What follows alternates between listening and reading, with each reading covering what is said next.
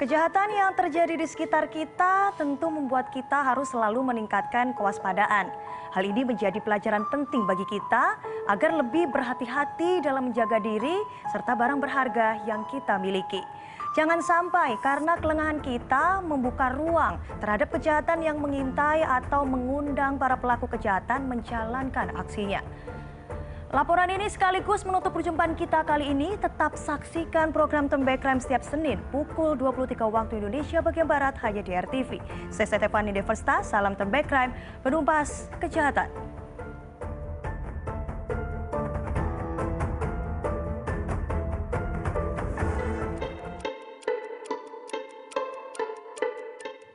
Aksi kejahatan di berbagai daerah sepanjang 2020 mengundang perhatian masyarakat. Tidak hanya korbannya kehilangan harta benda, namun tak sedikit korban kejahatan yang meregang nyawa. Sebut saja kasus begal yang dilakukan kawanan geng motor terhadap seorang remaja di Bekasi pada Senin 7 Desember 2020 lalu. Remaja berinisial APP itu tewas akibat sabetan senjata tajam setelah menjadi korban pembegalan. Di Sukoharjo, Solo, Jawa Tengah, satu keluarga yang terdiri dari suami istri dan dua anaknya ditemukan tewas bersimbah darah di dalam rumah pada 21 Agustus 2020. Setelah melakukan penyelidikan, polisi akhirnya dapat mengungkap misteri kematian keluarga itu. Mereka dibunuh oleh sahabat dari korban.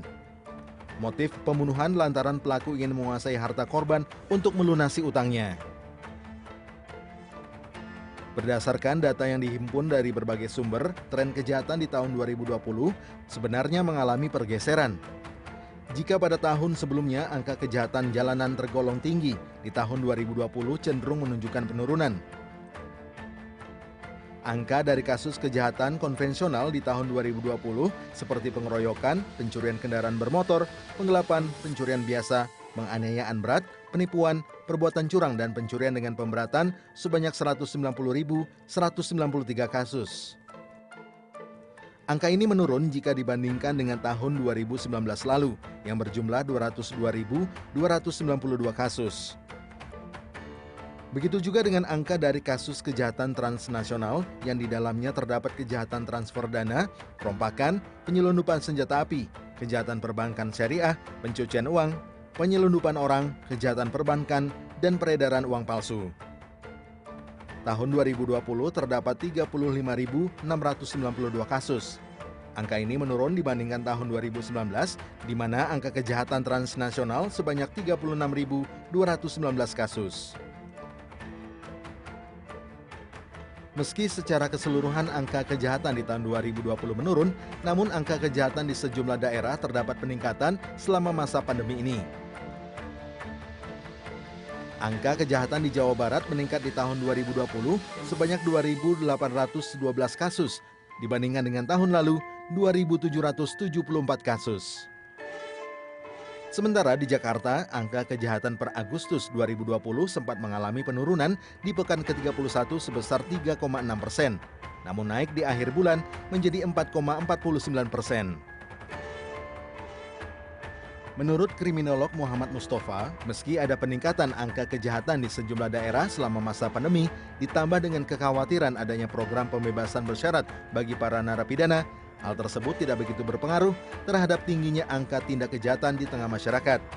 Meski tidak dapat dipungkiri, masih terdapat sejumlah narapidana yang kembali melakukan aksi kejahatan. Ketika orang kembali melakukan aktivitas di luar ruang, kejahatan jalanan kemudian akan kembali seperti semula. Nah, targetnya saja yang berubah. Ketika orang merasa lebih aman dari segi kesehatan, bersepeda, ya sasarannya orang bersepeda. Apalagi kemudian sepeda menjadi tren, menjadi sasaran baru. Jadi perubahan-perubahan sosial seperti itu menyebabkan perubahan target. Memang ada yang kemudian melakukan pelanggaran ulang, tapi jumlah yang tercatat relatif kecil. Dibandingkan antara orang yang dibebaskan, pembebasan bersyarat karena COVID, dengan orang-orang yang kemudian melakukan pelanggaran ulang relatif kecil, jadi nggak berdampak kepada peningkatan kriminalitas secara umum. Mustafa menambahkan, satu dari sekian banyak cara menekan angka kejahatan adalah aparat penegak hukum lebih meningkatkan intensitas dalam melakukan patroli. Tulang punggung pekerjaan polisi adalah patroli. Jadi harusnya patroli yang harus diutamakan. Karena dengan patroli, kesempatan polisi mengetahui adanya peristiwa kejahatan lebih besar. Dengan adanya patroli, orang-orang yang tadinya berniat melakukan kejahatan menjadi khawatir ketahuan oleh polisi. Meski adanya penurunan dari angka kejahatan tahun 2020, masyarakat sudah seharusnya terus mawas diri saat melakukan aktivitas di luar rumah, terlebih saat berada di wilayah yang relatif sepi dan rawan kejahatan. Selalu waspada dan tidak membawa harta benda yang mencolok dan menarik perhatian, karena hal tersebut dikhawatirkan justru akan mengundang para pelaku kejahatan menjalankan aksinya.